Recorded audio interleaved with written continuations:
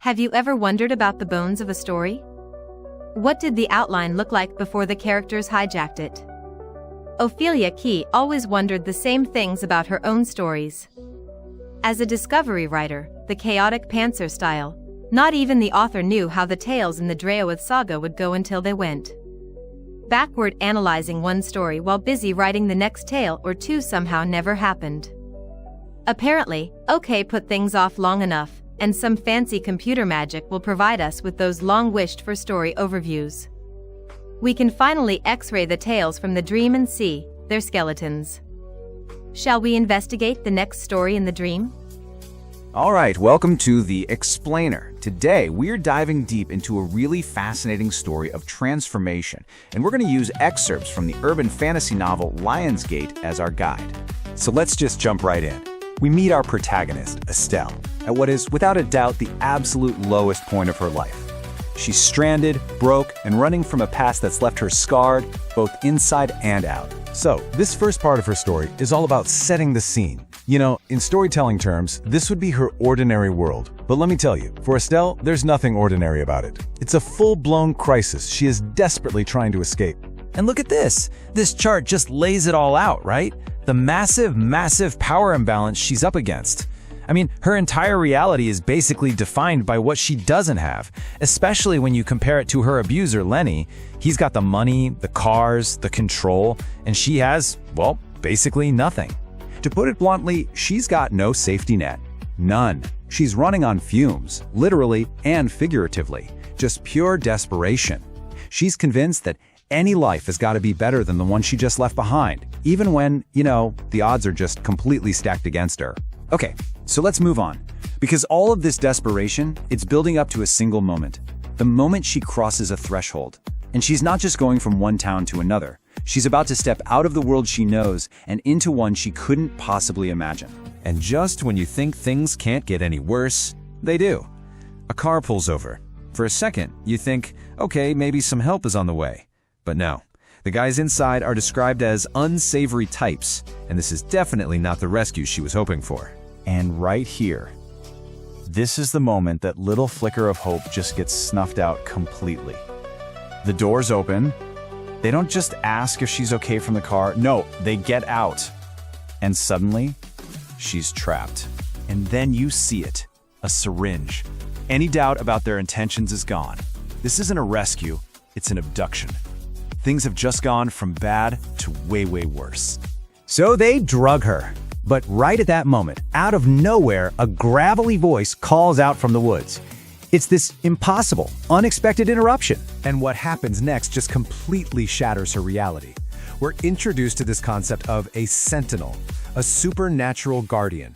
In this case, it's a winged gargoyle named Rock, who literally steps over a magical line to protect her and turns to stone in the process. I mean, can you imagine? Suddenly magic is real, monsters are real, but hey, so are guardians. So let's break down this chaos, second by second. It all happens so fast. At 1 o'clock, she's trapped. A minute later, this winged sentinel grabs her and turns to stone. Then one of her attackers, David, gets frustrated and bites her. And in the pain and panic of it all, she does the only thing she can think to do. She bites him back. And that one act, that desperate bite, unknowingly seals her fate and kicks off a transformation she never saw coming. All right, so now she meets let's call him an enigmatic ally. This is Furyk, a powerful dragon who shows up to explain the absolutely terrifying and magical fallout from that attack. And Furyk does not mince words. He lays it all out for her. The guy who bit her? A canine shifter. By biting him back, she got turned. She's now a Corsac fox, and it's permanent. But here's the real kicker. She's going to die in this new form unless she submits to a dominant shifter. So basically, she's escaped one nightmare only to wake up in a brand new one, trapped in an animal's body with a ticking clock. So, this isn't some heroic, no-strings-attached rescue. Oh no, it's a proposition. A really high-stakes deal. Frick gives her two choices. 1, stay a fox and live as his protected, collared pet. Or 2, become a woman again, but live as his kept woman, his lover. She has to choose between two very different kinds of cages. Which brings us to the big decision, right? The fox's choice. She's got to figure out which of these gilded cages actually offers her more freedom. So before we reveal what she does, I gotta ask you, What would you choose? Seriously. A safe, simple life as a pet, or a complicated, powerful life with a very dangerous man? Both options are terrifying, and neither is what she asked for. And her decision? Well, it comes down to something surprisingly practical, with a bit of dark humor thrown in. She just can't stomach the idea of being a fox forever. You know, she can't get a job, can't live a life. And as the quote says, ew, no way was she eating mice for dinner. That's the tipping point, the sheer indignity of it all. So by accepting his terms, she goes through this incredible rebirth. She's not just human again, she's a completely transformed version of herself. Look at this comparison. Before she was scarred and broken, now she's healed and whole. She was a mortal victim, now she's an immortal shifter who's protected. It is a total 180 from the person she was. All right, we're heading into the final stage of her story. And this is where it gets really interesting. Because she doesn't just get used to her new world, she immediately starts to master it. So remember those two guys who attacked her? Firik reveals that he's completely stripped them of their magic and their free will.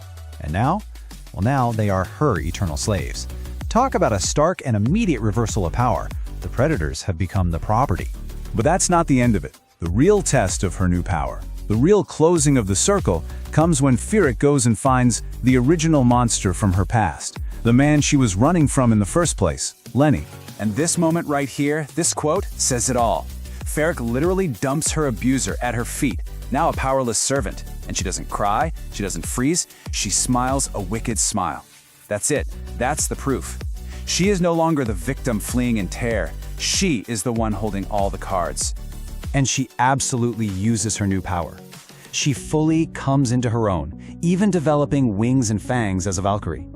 She doesn't just get revenge, she delivers a very specific kind of justice. She orders her former abuser down to the catacombs to serve vampires for all eternity. Her nightmare is finally over, and in a way, his has just begun. So this story, as wild and fantastical as it is, leaves us with this really powerful question to chew on.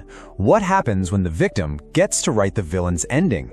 It's all about justice, vengeance, and taking back your own story in the most radical way possible. It really makes you think, doesn't it? I sincerely hope you enjoyed this view of a story skeleton, glimpsing the characters, setting, and plot structure along with the twists within the writing in this tale from the Draoithe Saga by Ophelia Kee.